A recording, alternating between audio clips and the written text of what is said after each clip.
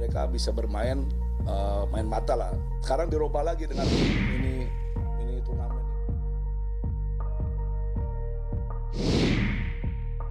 Tak digubris AFF, PSSI lanjut buat laporan untuk AFC dan FIFA. Persatuan Sepak Bola Seluruh Indonesia atau PSSI melayangkan protes resmi soal laga Vietnam versus Thailand dalam penyisihan grup A Piala AFC U19 2022. Di mana protes dilanjutkan ke Federasi Sepak Bola ASEAN atau AFF dengan tembusan dikirim ke AFC dan FIFA. PSSI menilai laga Vietnam versus Thailand yang berakhir 1-1 diduga melanggar prinsip fair play atau nilai-nilai sportivitas. Tembusan nota tersebut juga ditunjukkan kepada AFC dan FIFA agar turut mengetahui kasus ini. Kata Ketua Umum PSSI Muhammad Iriawan di Jakarta pada Senin. Kami kirim juga bukti rekamannya ke AFC dan FIFA. Itu akan kami serahkan semua 2 kali 45 menit dan 10 menit terakhir yang kita rasa tidak pas. Kata dia. Rekaman video itu bisa membuktikan bahwa kedua tim tidak mengindahkan fair play. Seperti tidak ada usaha Thailand mengambil bola, sementara Vietnam hanya mengoper ke belakang, ke kiper lalu back seperti itu hingga pertandingan berakhir.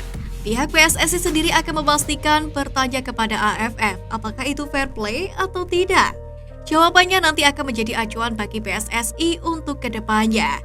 Pria yang akrab disapa Iwan Bule itu berharap AFF bisa memberi jawaban kepada masyarakat Indonesia. Ikut lakukan investigasi, Sintayong beberkan bukti kecurangan Thailand dan Vietnam.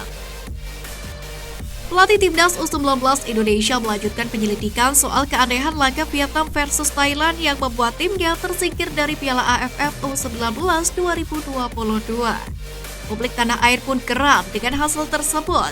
Hingga Sintayong pun merasa laga Vietnam versus Thailand tidak berlangsung secara fair play.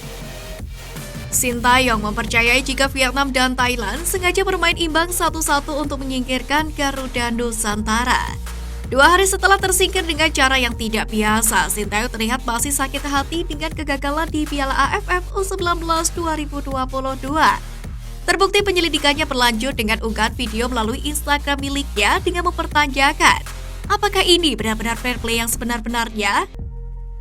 Dalam video itu terlihat jelas adanya penurunan intensitas permainan saat skor sama kuat 1-1. Para pemain Timnas U19 Vietnam hanya memainkan bola di daerah pertahanannya.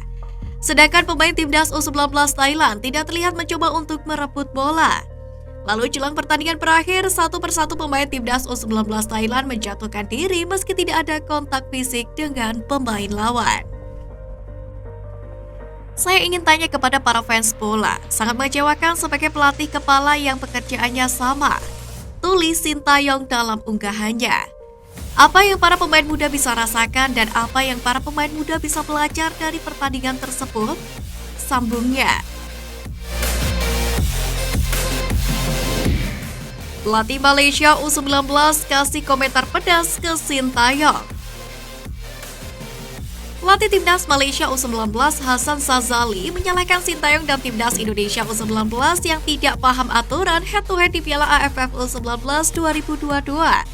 Di mana Hassan Sazali justru heran dengan sikap Sintayong dan Timnas Indonesia U19 yang menyalahkan aturan head-to-head yang sudah menjadi rule of the game sebelum Piala AFF U19 2022 digelar. Pelatih Malaysia U19 menganggap hasil imbang 1-1 antara Timnas Thailand U19 versus Vietnam U19 tidak ada unsur kecurangan. Sazali justru menyalahkan Sintayong dan Timnas Indonesia U19 yang menurutnya seharusnya sejak awal paham soal regulasi head-to-head yang diterapkan AFF untuk Piala AFF U19 2022. Namun nampaknya pelatih Malaysia tersebut tidak memahami apa yang selama ini diprotes oleh Coach Sintayong. Padahal Sintayong tidak pernah menyalahkan aturan yang diberikan AFF tersebut, di mana Coach Sin hanya mempermasalahkan sikap fair play yang telah dilanggar oleh Thailand dan juga Vietnam. Karena pada pertandingan tersebut, kedua tim seolah tidak niat bermain menyerang semenjak 15 menit terakhir pertandingan.